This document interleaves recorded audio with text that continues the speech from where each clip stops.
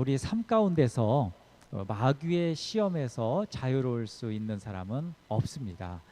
누구나 마귀의 시험으로부터 우리가 시험을 당하고, 또 그것 때문에 우리가 괴로움도 당하고, 또 그것 때문에 자칫 발이 넘어지기도 하고, 또 그것 때문에 우리가 실수를 하거나 또 어려운 그런 지경에 이르기도 합니다. 이처럼 원수 마귀는 우리가 믿음으로 얻은 그 자유를 빼앗으려고 호심탐탐 역사합니다. 그러나 마귀의 시험은 우리를 진멸할 수 없고, 그 시험으로 우리를 완전히 넘어뜨릴 수 없습니다. 그렇지만 예수님의 12 제자들도 그런 시험을 당했습니다. 특히 베드로는 이 마귀의 시험을 받아서 예수님을 부인했던 적도 있어요. 예수님을 모른다. 자기 말로 예수님을 모른다 하진 않았지만, 베드로가 마귀 시험에 넘어지면서 마귀 편에 서가지고는요, 예수님이 가시려는 그 십자가의 길을 절대로 그걸 가셔서는 안 됩니다. 이렇게 하면서 막아섰던 적이 있어요. 그 예수님이 가시려는 십자가 길을 회방했던 그런 회방꾼이 된 적이 있는데, 베드로가 예수님을 향해 절대 그 길만은 가서는 안 된다고 그렇게 항변했는데, 그것이 마귀 짓입니다. 그것이 마귀에게 그렇게 시험을 받아서 마귀 편에 서 갖고 예수님의 길을 딱 가로막고 그렇게 가시 마십시오 막 하는 것이죠. 그런 경험 때문에 사실 마귀의 시험을 깊게 경계했던 그 바로 베드로 사도였죠. 사도 바울도 마귀에게 자유를 빼앗겨서는 안 된다고 말합니다. 사도 바울이 말하는 자유는 우리가 아는 이런 세속법, 그러니까 우리가 아는 뭐 헌법이라든지 뭐 여러 가지 행정법, 뭐 민사, 뭐 하여튼 등등 법을 잘 몰라서 그러는데, 하여튼 여러 가지 법 유형 이런 것들로 인하여서 우리가 자유롭게 된다, 이런 게 아니라요, 그리스도를 통해서 얻는 자유를 말합니다.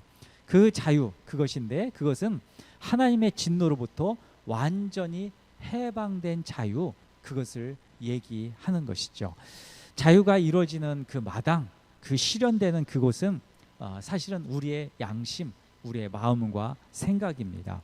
우리가 느끼는 두려움은 단순히 이 현실에 대한 그런 어떤 걱정, 염려 뭐 이런 것에 대한 것이 아닙니다. 물론 우리가 살아갈 때 현실적인 어려움, 현실적인 걱정, 현실적인 두려움 이런 것들이 있는데요. 근데 근원적으로 우리의 양심의 깊은 곳에 숨겨놓고 말하지 못하는 하나님의 진노에 대한 것이 바로 우리의 어떤 자유가 얽매이는 그런 지점인데요. 우리는 우리 죄로 인하여서 진노를 받으면 어떻게 할까?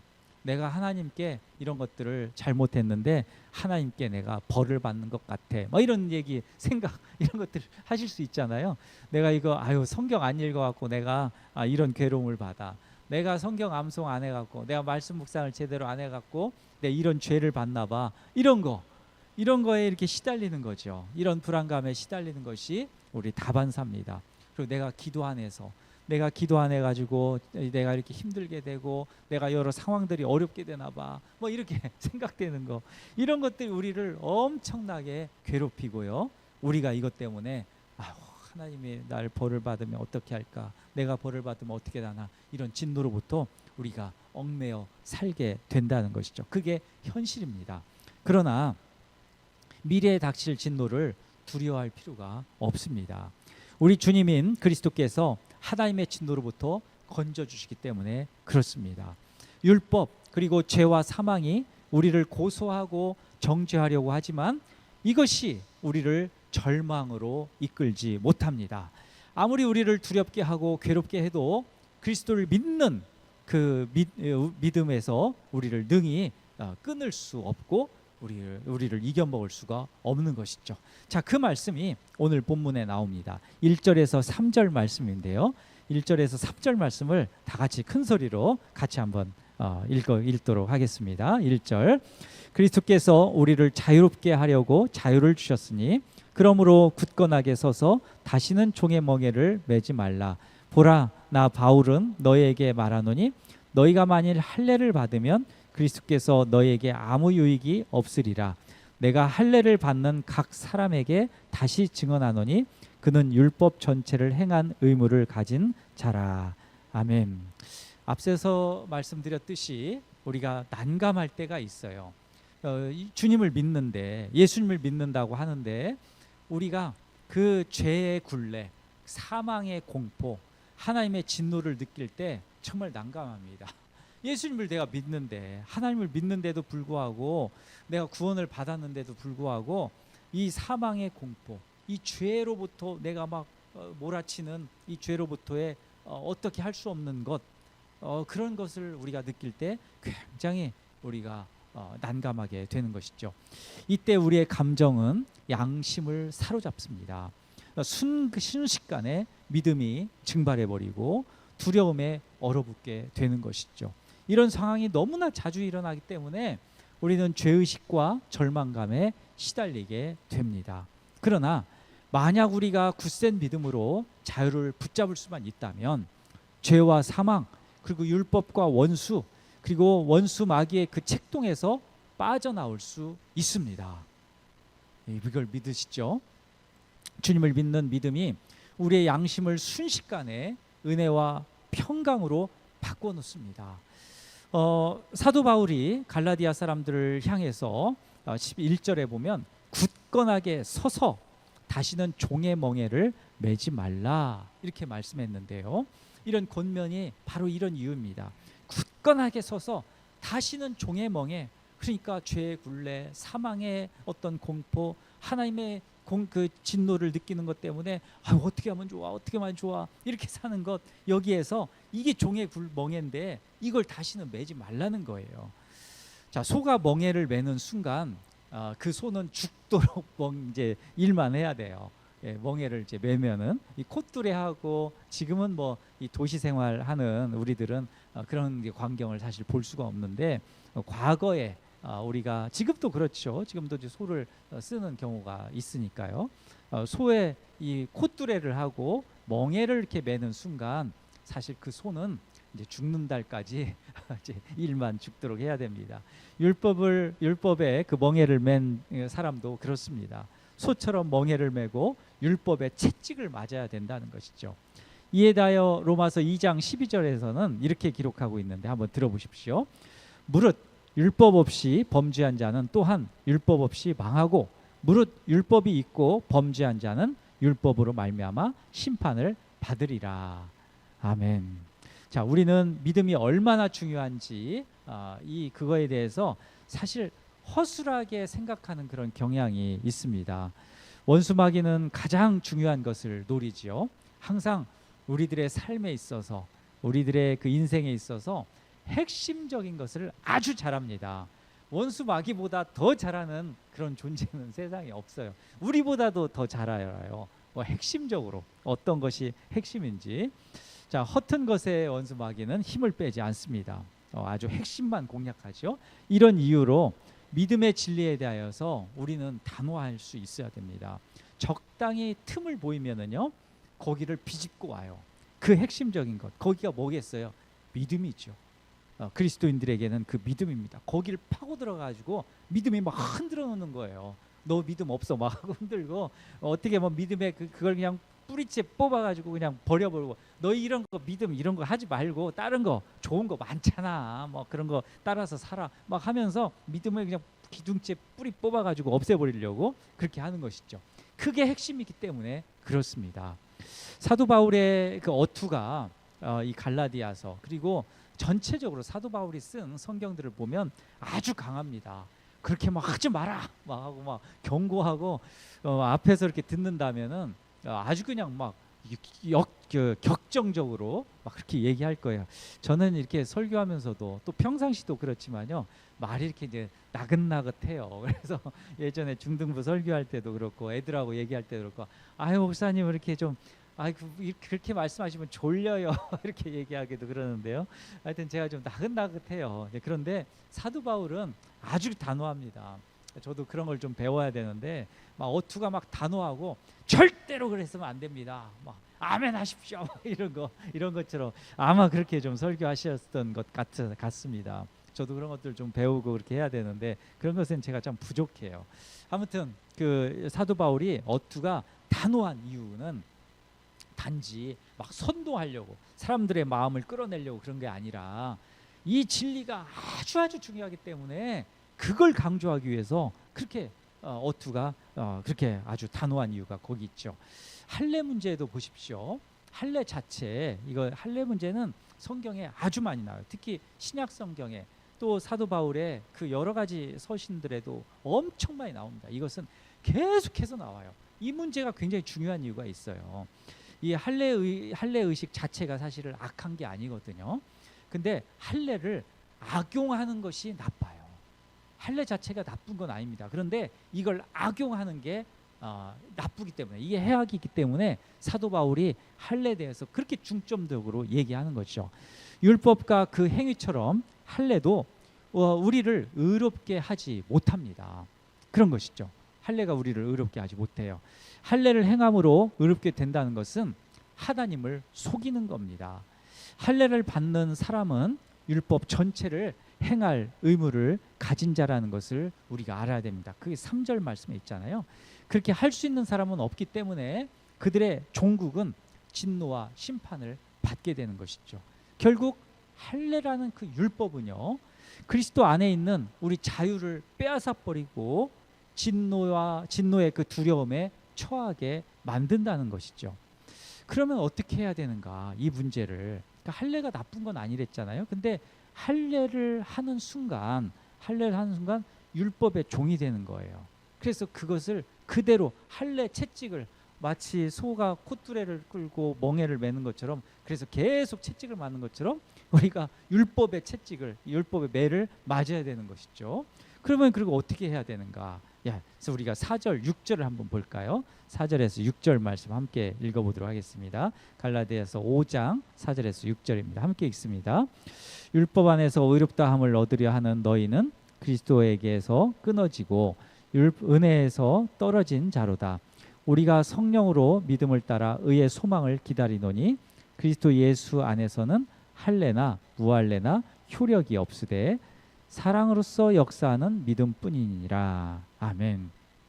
자, 우리 손에는 이 두 가지가 이게 잡혀져 있어요. 하나는 예수님, 예수 그리스도죠. 그리고 또 하나는 율법. 이게 우리 두 손에 하나씩 이렇게 쥐어져 있는데, 근데 중요한 건 이 그리스도를, 예수님을 선택하든지 율법을 선택하든지 하나를 꼭 선택해야 돼요. 이건 누구나 다 그렇습니다. 그리스도인이라면 그리스도를 선택하든지 율법을 선택하든지 해야 돼요. 두 가지 모두 선택할 수 없습니다. 왜냐하면 이게 충돌해요, 서로.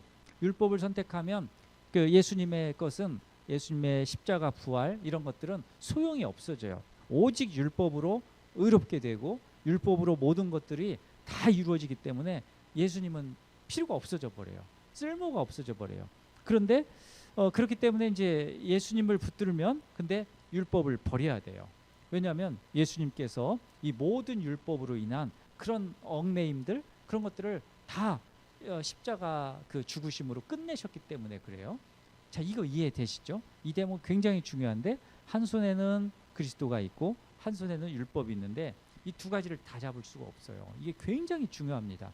제가 이제 지금 말씀드리려고 하는 오늘 설교의 핵심적인 부분인데, 이걸 다 갖고 있으면 이게 서로 충돌해요. 이게 우리 자석처럼, 자석에 N극과 X극 있잖아요. 근데 서로 다른 극이면 이게 붙잖아요. 달라붙잖아요. 그래서 충돌해. 떼지도 않고 이게 막 복잡해집니다. 이런 것처럼 마찬가지로 이제 그런 거죠. 모두 두 가지 선택할 수 없는데 하나는 포기해야 됩니다. 율법으로는 우리를 의롭게 하지 못해요. 오직 그리스도를 믿는 믿음으로만 의롭게 돼요. 바로 그것을 붙잡아야 하고 율법을 과감히 이제 버려야 되는데, 우리는 자주 이 예수님보다 율법을 선택하는 경향이 커요. 그리스도인에게 그래요. 지금 제가 말씀드리는 건 예수 믿지 않는 분들, 이런 분들에게 설교하는 게 아니라 예수 믿는 우리에게, 그리스도인들에게 설교하는 것인데, 우리가 예수를 믿는다고 하면서도요, 예수님의 이걸 붙드는 것보다도 이거 놓고, 이거 잠깐만 계셔요. 그러고는 예수님을 딱 놓고 그리고 율법을 잡는, 선택하는, 이게 이런 일들이 많다는 거예요. 어쩌면 예수님보다 율법을 이렇게 붙잡는 게 훨씬 더 쉽고 간편하고 좋은 길처럼 보이기 때문에 그렇다는 거죠. 율법을 선택한다는 것은 우리 스스로 뭔가 한번 해보려고 하는 것, 그게 율법을 선택하는 거예요. 자, 이거 이해되시죠?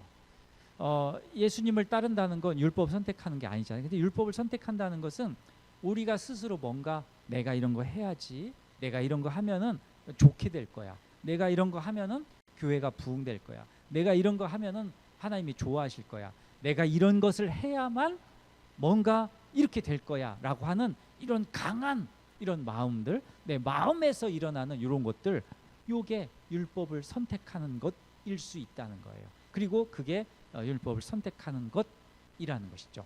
자, 그러면 멍에를 벤 소처럼 일반하다가 도살장에 가게 된다는 거죠. 율법을 붙잡을 때 율법으로 마음을 빼앗기는 순간 4절 말씀에 보면 사도 바울은 이런 말씀을 해요. 그리스도에게서 끊어지고 은혜에서 떨어진 자다, 이렇게까지 얘기해요. 자, 한번 보십시오. 우리 믿음을 얻었는데, 믿음을 얻고 구원을 받았다고 하는데, 우리가 율법을, 사도 바울에 의하면 율법을 붙잡는 사람이 그리스도에게서 끊어지고 은혜에서 떨어진 자래요. 그런 사람들은. 근데 이것은 우리가 뗐다 붙었다 해서 뭐 모든 사람들 가운데 이거 좀 잘 생각해야 되는데, 굉장히 좀 민감한 부분을 제가 지금 설교하고 있습니다. 그런데 구원은 영원한 것이죠. 한번 구원을 얻으면, 그 믿음으로 구원을 얻으면 영원한 것인데, 근데 지금 사도 바울이 갈라디아서를 썼는 이유는요, 그럼에도 불구하고 이것을 놓고 이걸 내팽겨치고 구원을 받았던 사람들인데도 불구하고, 구원을 받았다고 생각할 수 있는 사람들에도 불구하고 이걸 놓고 율법을 다시 취한다는 거죠. 그런 사람들에게 지금 이야기하는 겁니다. 우리는 성령으로 믿음을 따라 의의 소망을 기다리는 자가 되어야 됩니다. 5절 말씀인데요, 우리가 가진 문제를 사도 바울이 이 적나라하게 표현하고 있는데, 로마서 7장 23절에 보면 이런 말씀이 있어요. 내 지체 속에서 한 다른 법이 내 마음의 법과 싸워 내 지체 속에 있는 죄의 법으로 나를 사로잡는 것을 보는도다. 아멘. 자, 이거 한번 보십시오. 두 법이 막 싸운대요. N극과 S극, 이거 싸우는 것처럼 서로 막 이걸 싸우는 거예요. 이걸 내가 본다는 거죠. 그러니까 사도 바울은 믿음으로 구원을 얻은 사람이잖아요. 그럼에도 불구하고 지금 이런 이야기를 하는 것이죠. 자, 근데 이것은 성령으로 이길 수 있습니다. 성령의 강한 능력을 힘입어야 하는데, 죄의 법으로 이끄는 육체의 소욕은 나의 힘으로는 절대로 이길 수 없습니다. 오직 성령님만으로 이길 수 있는데, 이걸 마르틴 루터, 우리 1517년에 종교개혁을 시작했던 마르틴 루터, 이분이 기가 막히게 이 부분을 설명하고 있어요. 이런 이야기를 해요. 사도 바울이 말하는 이 믿음과 소망에 대하여서 이렇게 표현하는데, 바로 이 구절을 놓고요, 믿음과 소망의 출발점이 다른데 믿음은 이해력에서부터 출발한다.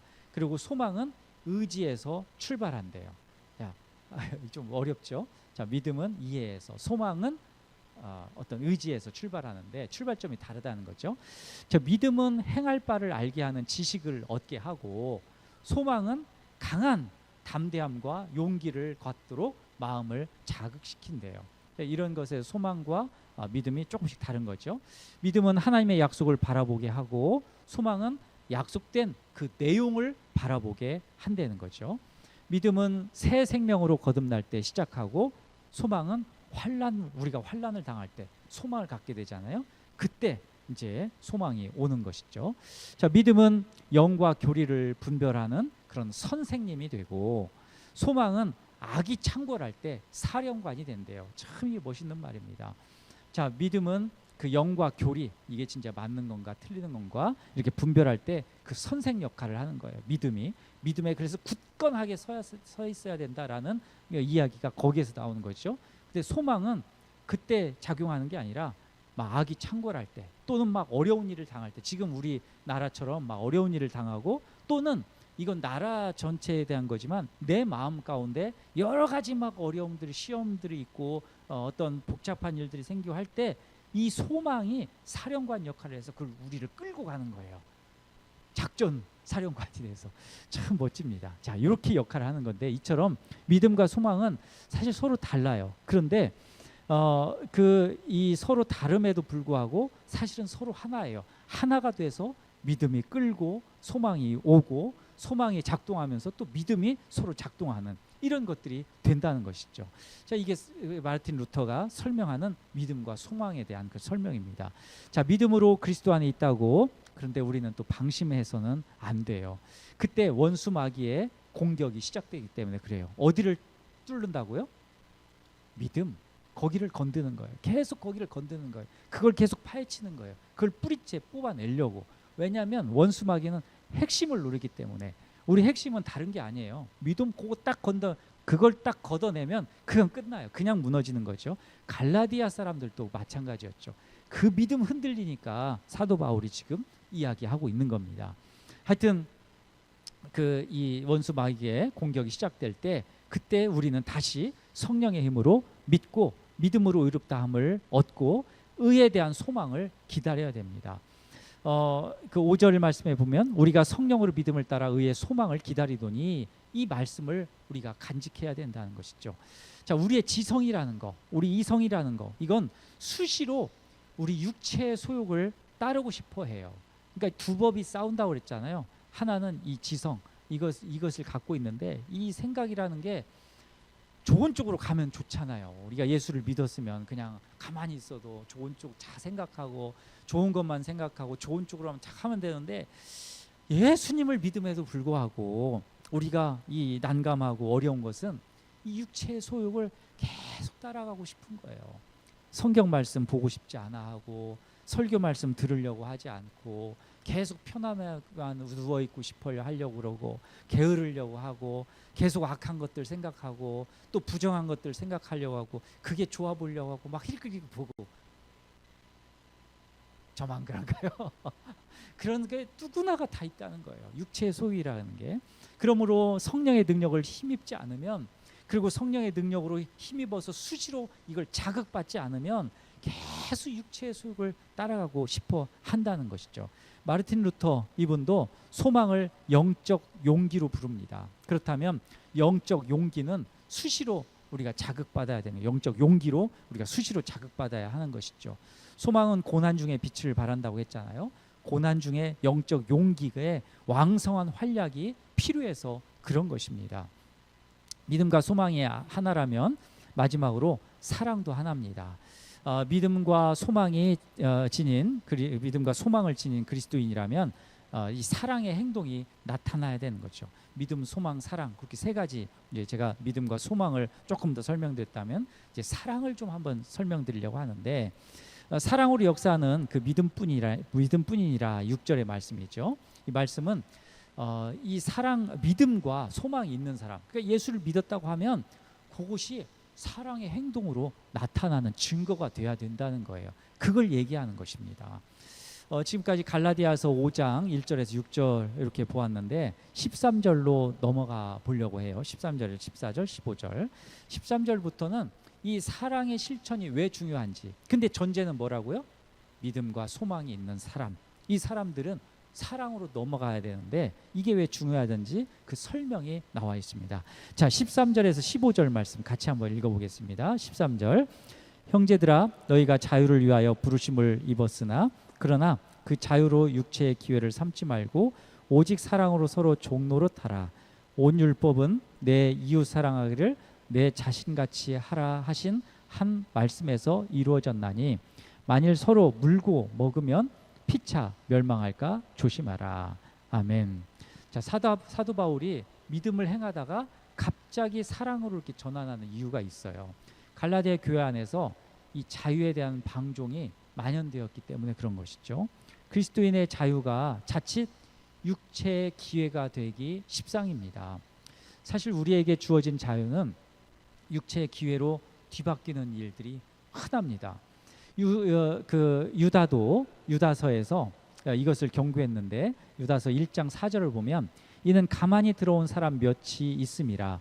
그들은 옛적부터 이 판결을 받기로 미리 기록된 자니 경건하지 아니하여 우리 하나님의 은혜를 도리어 방탕한 것으로 바꾸어 홀로 하나이신 주제 곧 우리 주 예수 그리스도를 부인하는 자니라.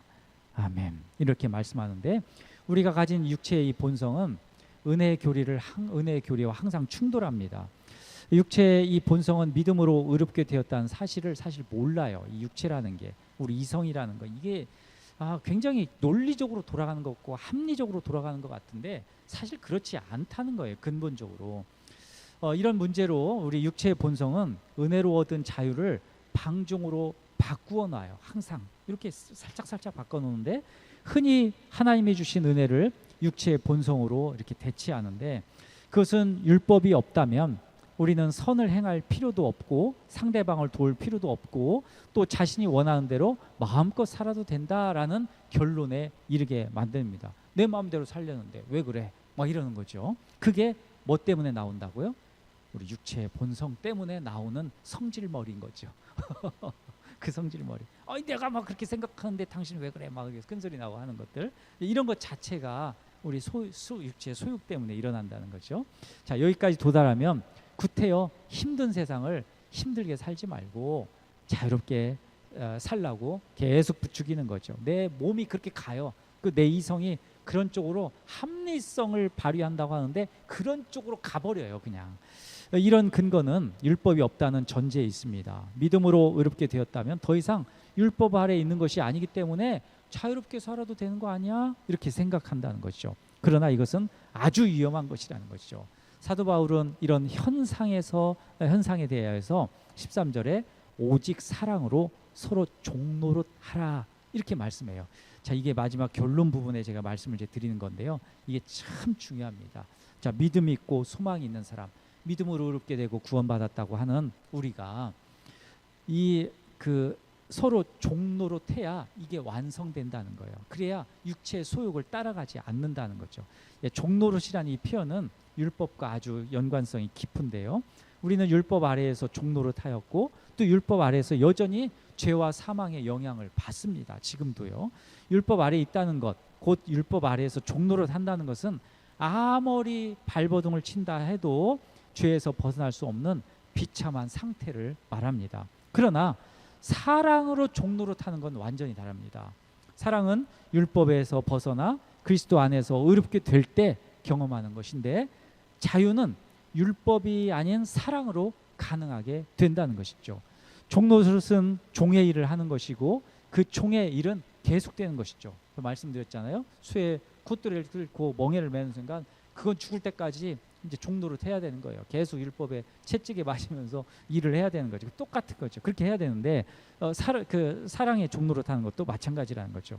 베드로 사도도 베드로전서 2장 16절에 이렇게 말씀합니다. 너희는 자유가 있으나 그 자유로 악을 가리는 데 쓰지 말고 오직 하나님의 종과 같이 하라.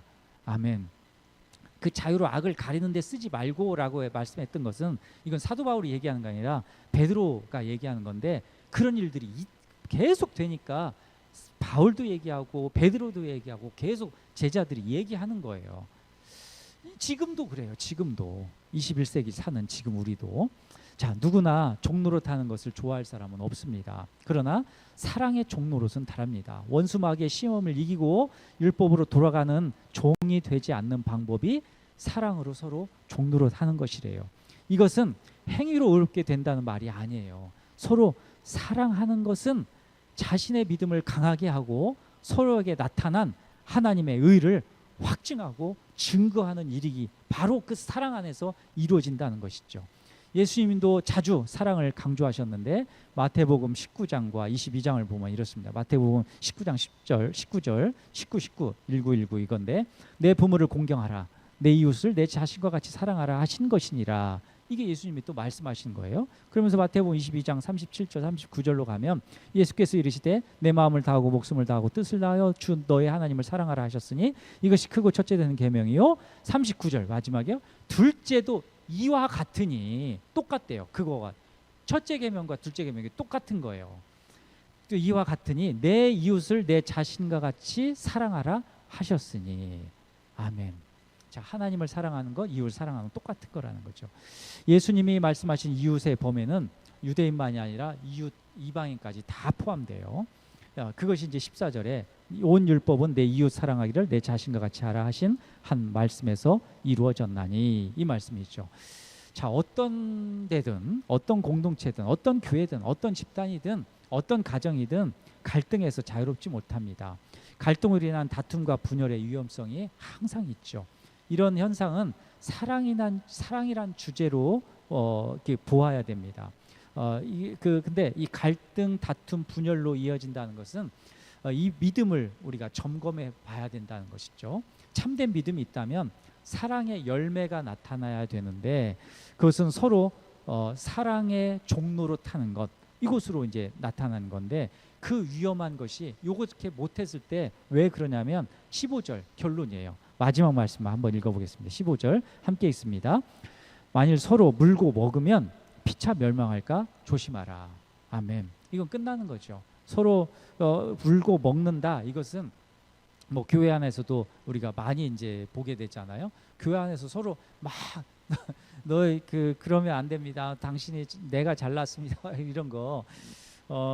우리 제가 아는 우리 형제들도 그런데 어떤 큰 교회들인데 지금도 두 쪽이 났대요. 우리 두 쪽에서 싸운대요. 그래서 교회가 이미 반으로 성도들이 줄었고 큰 교회였는데, 그리고 반에 남아 있는 그 성도들마저도 둘로 또 지금도 싸우고 계시대요.